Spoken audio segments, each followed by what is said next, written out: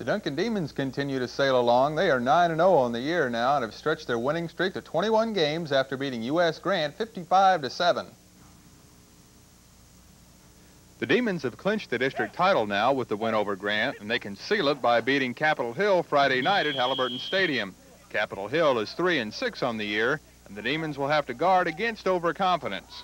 You really can't take anybody lightly. I know this, that we caution our kids that whenever you take an opponent lightly, you may still win, but if you play sloppily, then you've not gotten better.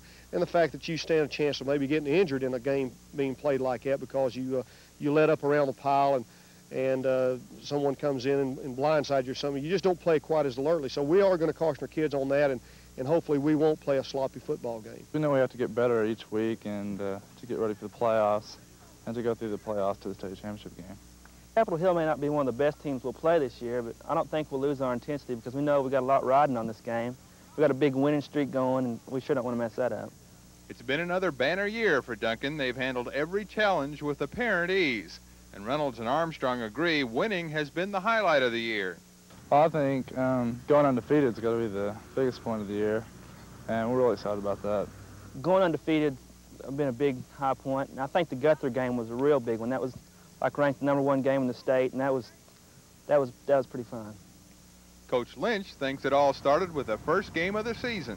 One of the things was our opening ball game with Moore, playing a 5A football team that was ranked high in the state at that time, and our kids came out and took charge of the ball game pretty early and really gave us some momentum. And of course, there were some high points, individual-wise, but I would think the big thing was just the beginning of the year, the fact that we didn't start off like we did the last couple of years with 2 or 3 defeats in a row. It gave our kids a lot of confidence at first, and I think has made our year for us.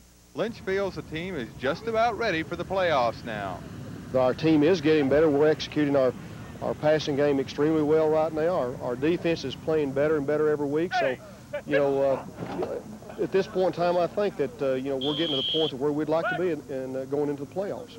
I really feel like this group of kids are really pretty close, and they're pulling together. We don't have any groups that are jealous of one another, and it doesn't really make any difference who scores or who gets the publicity or who makes the most tackles in a ball game or the most interceptions or things like that. Our kids are, I think, pretty well dedicated to the fact now that it's going to take a team effort to win the state championship, and that's the ultimate goal.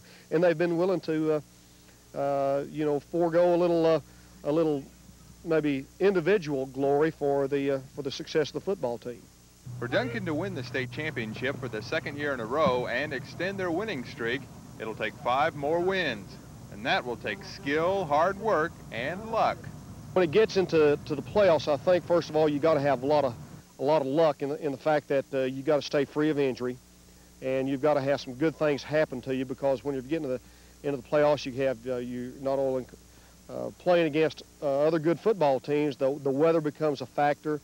The injuries become a big part of the playoffs, and if a team can stay healthy, if their offense can adjust to the weather conditions, and their kids can stay mentally tough, then you have a chance to win. Just keep getting better each week and improve and really work hard in practice. We just got to keep doing what we've been doing all year, keep pulling in the same direction, keep working hard, and stay committed to our goal, and that's win the state championship.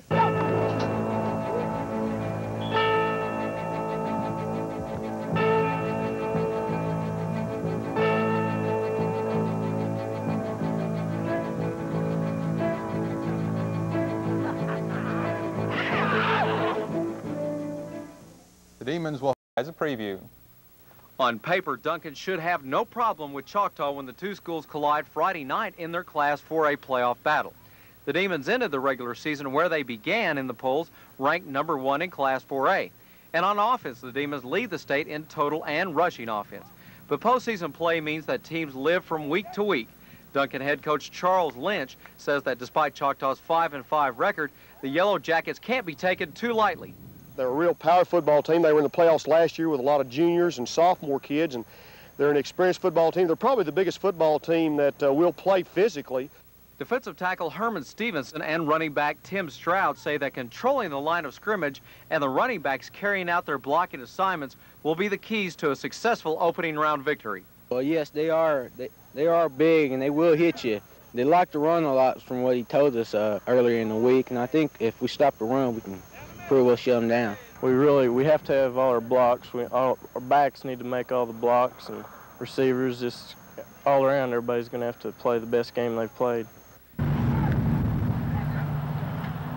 And this season's 10-0 regular season record should make Duncan such an odds-on favorite to repeat as state champs that two tied a game in the playoffs might raise a few eyebrows in Duncan. But as the Demons know, it's now a new season, and despite their impressive regular season record, the Demons have to start all over in the postseason if they're to win their second straight state championship. Brent Bomberger, Action 7 Sports. And Duncan fans are reminded they kick off Friday night is at 7:30 instead of the usual starting time of 8 o'clock. And another reminder, parking is going to be a problem tomorrow night around Cameron Stadium. In Class 4A, they evidently didn't need a lot of time to adjust to the basketball court. It was a tight one all night long, but with 2 seconds to go, Duncan's Quinn Grovey, who quarterbacked the Demons to the title, hit 2 free throws to win it for the Duncan Demons tonight, 55-53. It was the Demons' first game of the season. MacArthur drops to 1-3 for the year. Their last 2 losses have been by 2 points in the last 2 seconds. Again, the final, Duncan wins it tonight, 55-53. That's the first